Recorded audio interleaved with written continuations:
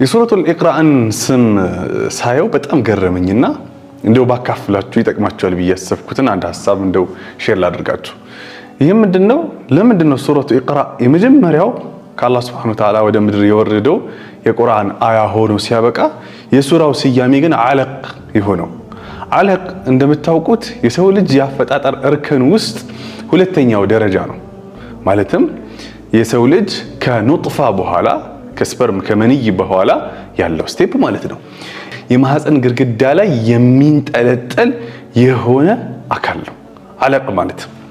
طيب ሱረቱል አለቅን ወይም ኢቅራእን ሙሉ ለሙሉ ተመልክተነው ከሆነ ማህፀን የሚባለው ነገር ለዚህ እርከን ወይም ለዚህ አካል አለቅ ለተባለው የሰው ልጅ አፈጣጠር እርከን ላይ ላለው አካል ለመኖሩ ዋስትና እንደመሆኑ አለቅ ማለት የተንጠለጠለ ማለት ነው።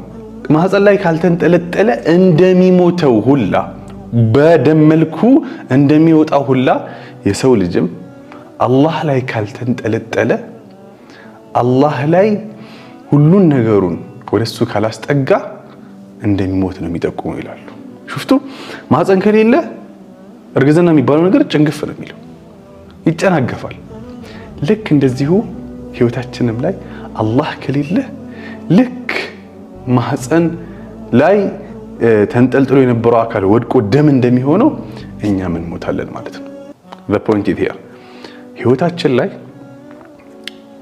ላይ ስል ንግዳችን ላይ፣ ትዳራችን ላይ፣ ልጆቻችን ላይ፣ የልጆቻችን ትምህርት ላይ፣ ማህበራዊ ግንኙነታችን ላይ፣ ዝምድናችን ላይ ሁሉን ነገራችሁን አስቡትና አላህ የቱ ጋር ነው ያለው? በምን ልክ ነው ያለው ካለ ማለት ነው ፐርሰንቱን እስኪ ያስቀምጡትና ከራሳችሁ ጋር አውሩ። ሰላም አለይኩም ወራህመቱላሂ ወበረካቱ።